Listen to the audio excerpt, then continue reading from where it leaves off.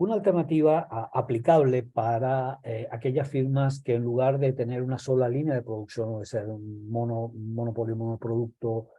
tienen dos o más líneas de producción, es decir, para el caso del monopolista multiproducto, y dependiendo de cuál sea la relación que media entre un par cualquiera de líneas de producción que existan, bien sea relaciones de complementariedad, sustituibilidad o de independencia, es perfectamente posible acercarse a una solución donde, de nuevo, el regulador haga ojos vista, admita o incluso promocione la aplicación de una estructura de precios que logre de nuevo, digamos, conciliar o tomar ganancias relativas en eficiencia y ganancias manteniendo la rentabilidad o maximizando la rentabilidad y manteniendo, digamos, el excedente del consumidor. Que es el caso identificado como la tarifación óptima aplicando el llamado criterio de Ramsey, que no está elaborado digamos, en el paper seminal, en el trabajo, en la aportación original de Ramsey al caso de la regulación de monopolios, sino aplicado a cargas tributarias o tributación, a la llamada tributación óptima a dos contribuyentes o firmas, etcétera, en particular, pero que se ha extendido, digamos, al caso del monopolio porque viene muy bien, se ajusta correctamente a esta posibilidad. Vamos a trabajar primero con la condición de sustituibilidad entre un par cualquiera de los productos que genera ese monopolista multiproducto, ¿okay? Y recordando cuando evaluamos la sección de ese tipo de firma, que en el caso de bienes sustitutos y por tanto en las que prevalece conexión entre los mercados y donde lo que hagas en un mercado afecta la solución en el otro mercado, puesto que son efectivamente bienes que compiten directamente en la cesta, digamos, por la cobertura de un determinado objetivo del consumidor, a la que, y era la gran conclusión, las soluciones de equilibrio para ese monopolista monoproducto son, digamos, para volúmenes de producción inferiores a los que prevalecerían en competencia perfecta, donde no se integran, no se incorporan en la consideración de esas externalidades porque simplemente están producidos por firmas que no guardan ningún tipo de vínculo de propiedad o de consideración de lo que le pasa a una cuando altera el precio, cuál es el impacto que tiene sobre un mercado que está vinculado, pero que existe independencia en las decisiones de las firmas o no internalización, que es otra forma de frasearlo, de esas externalidades negativas. En este caso, entonces, ¿qué es lo que tiene que hacer el monopolista multiproducto? ¿Qué hace el monopolista multiproducto o cómo concilia y cómo se concilia la maximización del beneficio que persigue la firma con el objetivo también de tratar de alcanzar el máximo posible de bienestar por parte de los consumidores, el máximo excedente del productor? Considerando pues que son objetivos donde la persecución de uno implica necesariamente efectos en cadena, spillover effects, que se llaman en la literatura, o de derrame en el otro u otros mercados donde prevalece esa relación de sustituibilidad en los bienes. Bueno, eso nos lleva de nuevo a recordar cuál es el tipo de función de welfare que estaría implícito en este caso en particular, que sería uno donde, de nuevo, trata de alcanzarse el máximo nivel de la sumatoria entre el excedente consumidor excedente que deriva tanto de la adquisición del bien 1, un cierto volumen del bien 1 como del bien 2, con el beneficio del monopolista multiproducto, lo cual entonces hace que no solamente esta consideración del excedente consumidor, sino también qué es lo que ocurre con la diferencia entre los ingresos. Fíjense ustedes que ahora están expresados en términos de el producto de P1 por Q1, pero ojo, con un P1 que toma en consideración no solamente el volumen Q1 de producción, sino también el efecto que tiene sobre Q2, la alteración de ese precio o de ese volumen, que va a recaer, digamos, negativamente en el mercado vinculado al mercado 1, y a su vez también los ingresos derivados del P2Q2, de nuevo considerando que el P o Q óptimos para ese mercado 2 deben tomar en consideración el impacto o las externalidades negativas que genera sobre la demanda 1. Todo ello deducido, o a todo ello deduciéndose los costos de producción que implican la generación de ambos bienes, donde entonces es una función que tiene que estar sujeta al cumplimiento, digamos, de un pi que como mínimo sea igual a 0, es decir, que no sea negativo, porque ello originaría, digamos, un cierre del mercado. Entonces, efectivamente, el típico criterio, digamos, de competencia perfecta, si hay costos fijos y si tenemos, digamos, una fijación de precios en el mercado 1 y en el mercado 2 iguales al costo marginal, haría que simplemente no se pudieran cubrir esos costos y, en consecuencia, simplemente las pérdidas serían iguales a ese costo fijo. Si por el contrario se admiten precios por sobre el costo marginal, pues ahí de nuevo aparece, digamos, el conflicto, aparece la tensión con entre la búsqueda de rentabilidad, entre la eficiencia y el bienestar de los consumidores. Tema de...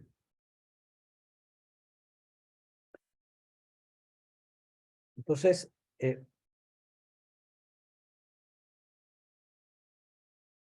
es lo que tiene que estar? ¿Qué es lo que pasa? Bueno, lo que pasa es que efectivamente, si yo elevo el precio del mercado 1, por ejemplo, por sobre el costo marginal, de manera tal de cumplir con el requisito de cobertura de la fracción correspondiente a ese mercado de los costos fijos, pues ese movimiento de precios, ese incremento de precios, se transmite, se comunica al mercado con el cual está conectado. Entonces, recuerden, sé que es una súper elemental consideración, pero recuerden que efectivamente la estructura de demanda es una estructura de demanda que depende depende de un vector complejo de variables, entre otras, no solamente la renta monetaria, gustos de preferencia, etcétera, niveles o consideraciones demográficas, sino que depende también estrictamente del precio de aquellos bienes que están vinculados con externalidades negativas o positivas con ellos, de manera que, por ejemplo, si son bienes sustitutos, la elevación del precio en el mercado 1 origina un desplazamiento completo, no un movimiento a lo largo de la función de demanda, sino un desplazamiento completo de la función de demanda del mercado 2. Un desplazamiento hacia la derecha o hacia la izquierda, dependiendo de cuál sea la dirección de ajuste de precios en el mercado 1. De manera que hay que evaluar en consecuencia las ganancias y pérdidas que genera la variación de precios, en este caso un aumento el aumento necesario de precios que tiene que producirse para efectivamente la cobertura de los costos fijos. Entonces, ahí de nuevo el trade-off, esa solución de compromiso está justamente en ir midiendo cómo están variando los beneficios en función de ajustes de precios en el mercado 1 y en el mercado 2, donde digamos, en principio estos ajustes de precios deberían elevar el beneficio o al menos cubrir los costos fijos con, puesto que hay aumento de precios, la pérdida de bienestar que implica desde el punto de vista del excedente consumidor. Es decir, un excedente consumidor de un precio más alto para P1 hace que en ese mercado los consumidores perciban, digamos, caiga el valor de la integral que mide,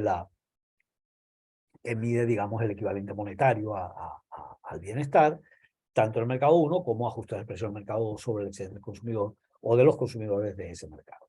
Entonces, por supuesto, en términos relativos,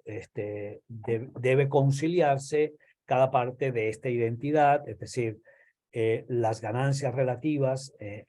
comparadas con las pérdidas relativas en el mercado 1 versus el mercado 2. Y, digamos,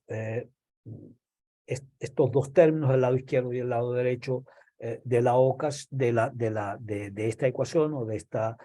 identidad, hará que efectivamente se alcance, digamos, la solución de equilibrio en la medida en que se acerquen o que valga la pena subir el precio más en un mercado que en el otro mercado, y por tanto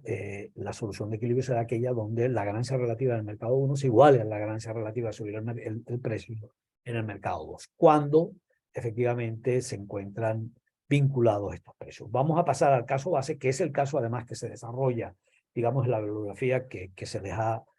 recomendado, y que sería cuando el caso donde los bienes son independientes, es decir, donde no están vinculadas por relaciones de sustitución directa, sino solo muy indirectamente, porque ambos bienes compiten, digamos, por el presupuesto del consumidor, que es de lo que partimos en la consideración del uso del criterio Ramsey, que es el que estamos evaluando en este caso. Entonces, estamos desconectando la demanda 1 de la demanda 2, estamos asumiendo que los costos de producir ambos bienes son idénticos, y que tiene los costos, digamos, variables, los costos marginales y constantes además, y por el otro lado que tenemos una estructura de costos fijos que son, digamos, globales o compartidos. Es típicamente sigue siendo una firma multiproducto, donde esos costos tienen que distribuirse de alguna manera entre las dos líneas de producción. Entonces, ustedes, ¿qué ocurriría en el caso de la competencia perfecta? Bueno, los precios tenderían al costo marginal. Ese precio al costo marginal, precio igual al costo marginal, originaría que no se cubrieran todos los costos fijos, es decir, solo se cubrirían los costos variables, y la pérdida instantáneamente para ese monopolista multiproducto sería el equivalente a los costos fijos que no logran ser compensados por el ingreso equivalente, dado que se está vendiendo en cada uno de los mercados a su costo marginal. Cubrir, imaginémonos que aquel precio que cubriría los costos fijos es el que hemos marcado aquí como el precio sub-SD, que solamente lo que nos está indicando es sin discriminación. Son precios iguales, son precios que no consideran que las demandas no solamente están desconectadas o que son sobre bienes que guardan entre sí una relación de independencia, sino que además, fíjense, ocurren con la fijación de un precio para demandas que son distintas, demandas que claramente tienen una elasticidad precio distinta entre sí, unas son menos elásticas, la otra es más elástica, y fijar este precio ASD que cubre los costos fijos más los costos variables, es decir, es un precio que excede al costo marginal en cada uno de los mercados, originaría efectivamente, como mínimo, si se fija, para absorber todo ese gasto independiente del volumen de producción o gasto fijo, costo fijo. La pregunta a continuación es, bueno, estos precios idénticos en ambos mercados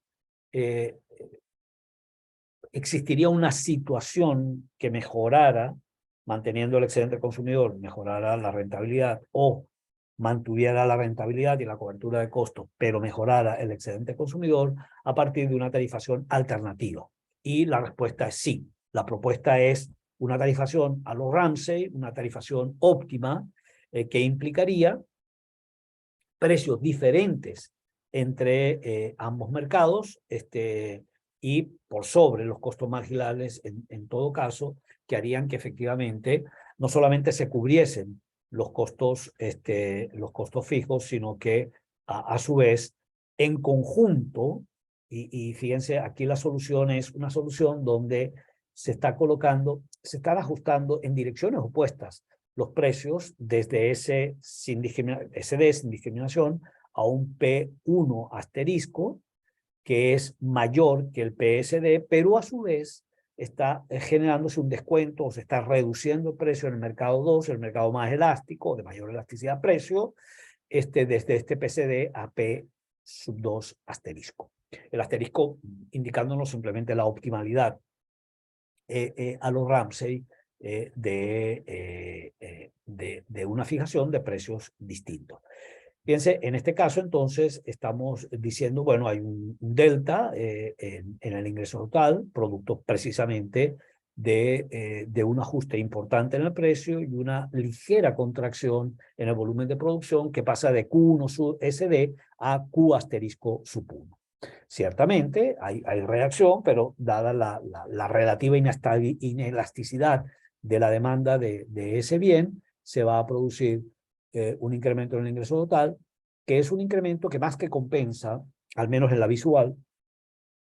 la reducción en el ingreso total, ese delta negativo que genera el admitir un descuento o el generar un ajuste a la baja en el mercado 2 desde PSD a P sub 2 asterisco. En este caso, entonces, hay un neto en mejora del ingreso total, y en el caso del excedente al consumidor, pues por supuesto, ese mayor precio genera una reducción del excedente al consumidor, efectivamente,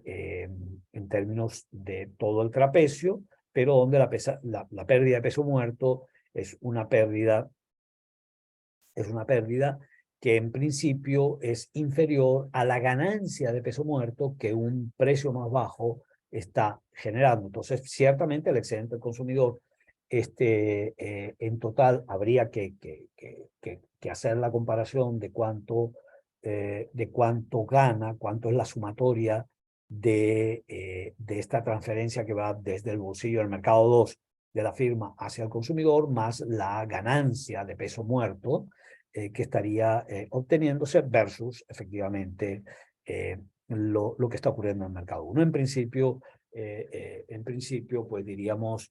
mejora la rentabilidad a costa del excedente consumidor, pero desde luego también se está produciendo una mejora relativa en el grupo de consumidores mejor del mercado 2, y bueno, va a depender de la ponderación sobre la propia función objetivo del regulador, cuánto contabilice esta ganancia versus esta pérdida para los consumidores. Lo cierto es, y es una vista alternativa, que podríamos establecer, digamos, la comparación entre, de nuevo, una política de precios idéntica en ambos mercados versus una política que discrimina a los mercados y que impone precios más altos en un mercado y precios más bajos en otro mercado, que es una vista como alternativa, que es la que estamos proponiendo a continuación para, digamos, una definición cartesiana distinta. Estamos hablando de no PQs diferentes, o no PQs en el eje de abscisa y ordenada, sino P sub 1, P sub 2. Es decir, ¿qué hacemos? ¿Qué precio se fija en el mercado 2? ¿Qué precio se fija en el mercado 1? Y medimos el impacto sobre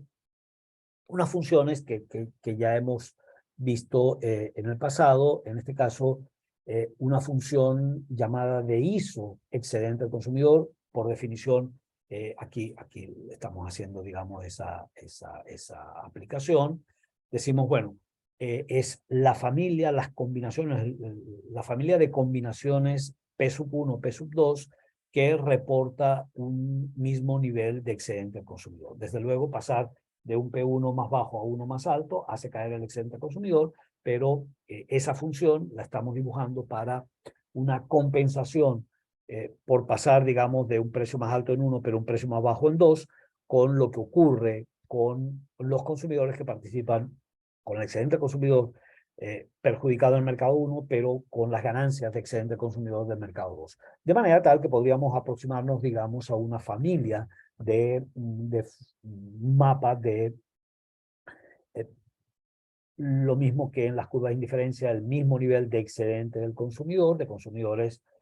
que están en el mercado 1 y que no están en el mercado 2, que pueden de hecho estar en ambos mercados, ¿ok? Y que es una función de ISO excedente del consumidor que en la medida en que nos alejamos del origen representan niveles agregados de bienestar inferiores, en la medida que nos acercamos al origen representan niveles superiores de excedente al consumidor. De hecho, hemos dibujado aquí simplemente como referencia la ISO excedente al consumidor mejor posible. El mundo deseado para cualquier consumidor sería obtener algo así como el paraíso terrenal, todos los productos de manera gratuita, lo cual ocurriría para un set de precios P sub 1 igual a 0, P sub 2 igual a 0. Es decir, si los bienes fueran gratuitos y entraran en la función de utilidad de esos consumidores representativos, pues este sería el mundo ideal, un mundo donde efectivamente no cuesta, no tienes que comprometer ni un solo céntimo en eso. De manera que en la medida que pasemos a ISO excedentes del consumidor o curvas de nivel más alejadas del origen, estamos empeorando el bienestar agregado de los consumidores. Por otro lado, estamos también representando las llamadas funciones de ISO beneficios. Recordemos que es una firma que produce ambos bienes y esa firma multiproducto, entonces, puede tener políticas de precios, precios mayores, precios menores en cada uno de los mercados, y esas combinaciones P1, P2 sobre una curva de nivel como la que hemos representado aquí, digamos como la roja, ¿ok? Como la roja, reportaría el mismo nivel de beneficio. Es decir, el incremental en los ingresos de, por ejemplo, aumentar el precio en 2 y disminuir el precio en 1, sobre esta curva roja, representaría, digamos, representarían ingresos totales agregados, ingresos totales sumados en el mercado 1 y en el mercado 2, idénticos. Porque está perfectamente compensado el delta positivo del aumento de precio en un mercado con el delta negativo de la reducción de precio en el otro. Y hemos dibujado esta función y naturalmente en la medida en que pasemos, digamos, de ISO beneficios más alejados del origen hacia arriba, el nivel de beneficio será mayor, ¿de acuerdo? Y donde, pues, por supuesto, podemos dibujar una raya, una especie de frontera, que es la función roja de isobeneficio, para el cual los isobeneficios son nulos. Los beneficios son nulos de la firma, es decir, se cubren los costos de producción, pero solamente ellos. Si pasáramos a una función de isobeneficio más alta, pues desde luego aparecerían, empezaría, digamos, a ser positivo el beneficio. Si pasábamos a una más baja, más cercana al origen, comenzaríamos a tener pérdidas o no cobertura de costes, ¿de acuerdo? Entonces, la propuesta de Ramsey, ya para ir cerrando, supone el contrastar, digamos, una función de precios idéntica, que es aquella que exactamente se identifica con PS2, PSD2, es decir, el precio para el mercado 2, idéntico al precio para el mercado 1, o para el bien del mercado 1, igualito, y que sería pues una combinación que se encontraría dentro de la línea de 45 grados, que naturalmente nos está expresando igualdad absoluta entre las dos variables representadas en los ejes.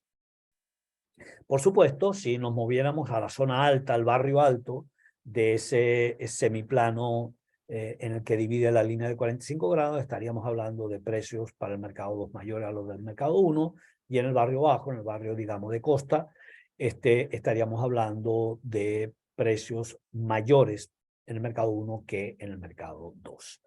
La propuesta sin discriminación, la propuesta no Ramsey o sin aplicación del criterio Ramsey supondría un punto como el punto S. ¿Okay? Piensen ustedes en el punto S. Tenemos precios idénticos y tendríamos unos precios que permiten alcanzar la función roja de iso-beneficio y la función punteada o pespunteada anaranjada de ISO excedente consumidor sin discriminación, sin variación, es decir, con P sub 1 igual a P sub 2. ¿Qué propone Ramsey? Bueno, propone, yo puedo mantener ese nivel de ISO-beneficio, pero mejorar la rentabilidad si en lugar de aplicar un mismo precio, aplico un precio más alto en un mercado que en el otro. O el ejercicio que gráficamente estaríamos obteniendo, en este caso, la aplicación que estamos haciendo es, bueno, si mantenemos, si nos movemos sobre la misma ISO-beneficio, hay una solución que mejora el bienestar de los consumidores, en la medida en que diferenciemos los mercados y pasemos a fijar un precio más alto en el mercado 1 y un precio más bajo en el mercado 2, que es lo que vemos aquí con el equilibrio en el punto R. R de Ramsey, el criterio de Ramsey, fomentaría aumentar el precio en el mercado 1, mercado menos elástico, bajar el precio en el mercado más elástico, en la medida que nos movemos entre S y R sobre la función roja, estamos garantizando por definición de esa ISO-beneficio el mismo nivel de beneficio, un beneficio nulo, cobertura de costos, pero sin embargo, fíjense que la solución S contra la R va a permitir pasar de esta función de ISO excedente del consumidor anaranjada a esta azul, donde en la azul, en la medida en que está más cercana al origen, representa una ganancia en excedente del consumidor, representa un nivel de excedente conjunto del consumidor superior a la anaranjada. En ese sentido, entonces, manteniendo ceteris paribus el beneficio, hemos mejorado la situación de los consumidores por consecuencia, para este caso de bienes independientes es súper claro que vale la pena intentar una estructura tarifaria que tome en consideración las distintas elasticidades de la demanda que muestran los consumidores en el mercado 1 y en el mercado 2. No contaminados por la externalidad negativa si los bienes son sustitutos o positiva si los bienes son complementarios, la solución sería la solución esta propuesta por Ramsey.